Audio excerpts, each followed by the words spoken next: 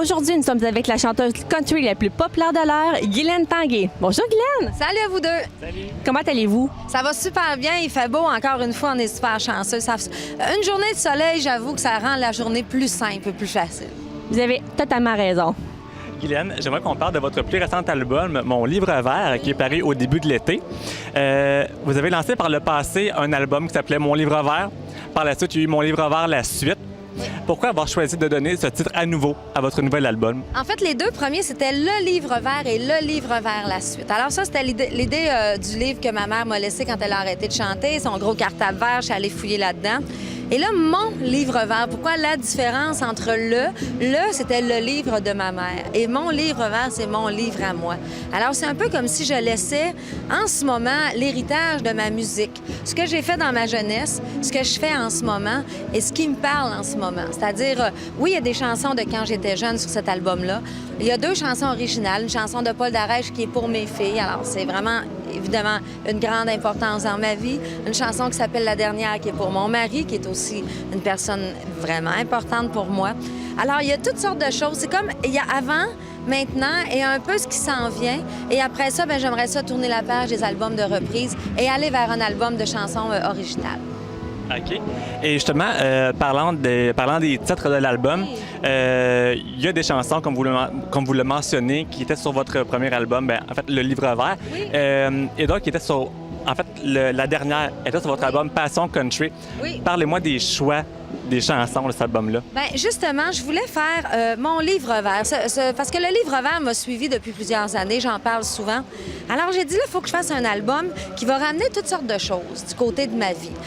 Des choses que j'ai déjà faites sur des albums, que je veux ramener, refaire avec la voix que j'ai aujourd'hui et l'interprétation que j'en fais aujourd'hui. Pas simple à dire, hein, ça. J'ai pas assez pris de café encore.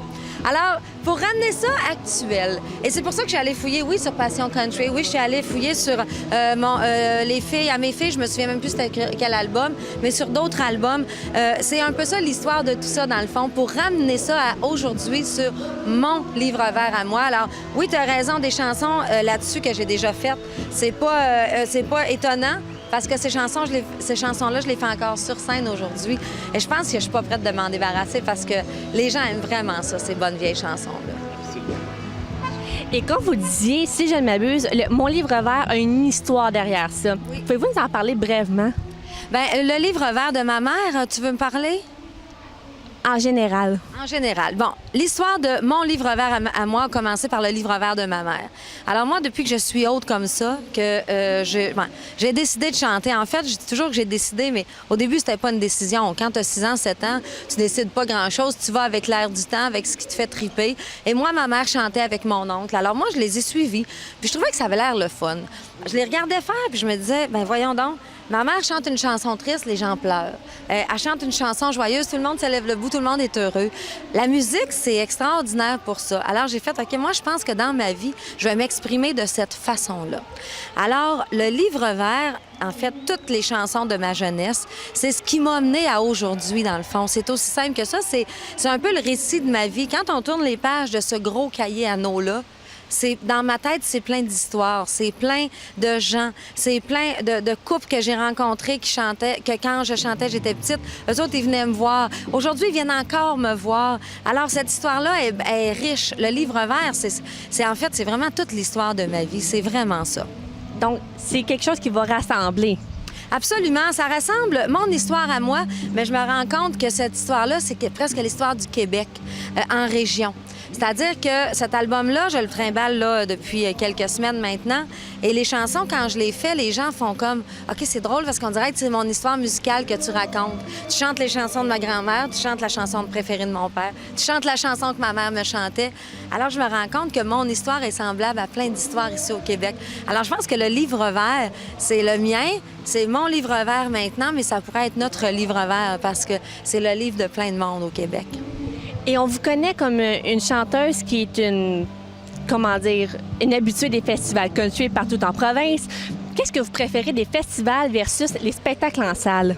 Bien, la salle de spectacle, c'est plus conventionnel, c'est plus statique. Les gens sont assis, les gens écoutent beaucoup. Les gens, tu vois, qu'ils ressentent tout plein d'émotions, puis ça, tu le vois, là. Tu les vois faire. Quand tu arrives en festival, bien, là, il y a plus d'action. Il y a des gens qui sont assis, il y en a qui sont debout. Alors déjà, ça change toute la dynamique d'un spectacle. Il y en a qui sont dans le fond, qui parlent un peu plus, qui prennent une bière, qui sont là vraiment pour s'amuser. Et ça, il faut que tu sois capable de t'adapter à tout ça. C'est-à-dire à la madame qui est assise depuis le matin, qui t'attend, à ceux qui sont sur les côtés, qui veulent écouter aussi, mais qui veulent aussi s'amuser, puis à ceux derrière qui n'ont aucune idée c'est qui est sur la scène en ce moment, puis qui prennent une bière. Alors, tu as tout ça. Il faut adapter notre spectacle. Moi, j'aime les deux. J'aime un peu le côté relax et très posé de la salle. Ça fait du bien pour un artiste. Mais en même temps, le côté festival, c'est l'été. L'été, c'est fait pour être moins sérieux. L'été, c'est fait pour s'amuser. On s'habille comme on veut. On change notre style un peu l'été. On a du plaisir. La vie doit être simple l'été. Alors, c'est à l'image des festivals. Les deux me plaisent. Mais je ferai pas que des festivals et je ferai pas que des salles. Parce que je trouve que c'est le balancier des deux. Ça l'amène un équilibre parfait, disons, entre les deux. Effectivement. Vous avez une très raison. Exactement. Moi, j'ajouterais un petit quelque chose. Oui. Vous faites souvent des vidéos pour vos fans sur Facebook. C'est important ce rapport-là avec vos fans? C'est très important. Facebook me demande beaucoup de temps. Et moi, dans ma vie, si j'avais pas à être public, j'aurais probablement pas de Facebook. Parce que ça demande du temps de gérer ça, de lire, de vouloir répondre. Et je suis tout le temps en retard dans mes messages, parce que là, j'en ai trop. Alors, le petit clip vidéo là, que je fais régulièrement, presque à tous les jours, bien, ça me sert de contact direct. Alors, si vous voulez me parler, oui, vous pouvez m'écrire. Ça ne veut pas dire que j'ai le temps de répondre, mais au moins, vous me voyez réagir, à quel endroit. Et là, des fois, en dessous des petites vidéos, là, les gens m'écrivent. Et là, c'est souvent ces petits messages-là que j'ai plus le temps de voir parce qu'on est dans l'action.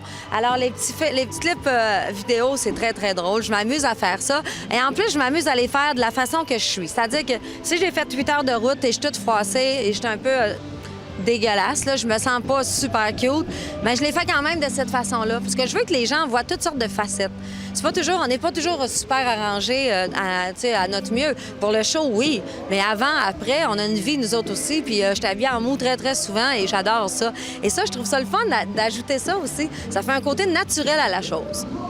Effectivement. Et là, on sait, à ce temps-ci de l'année, les artistes entrent en studio pour enregistrer un album de Noël. À quand votre prochain album, à vous, votre deuxième?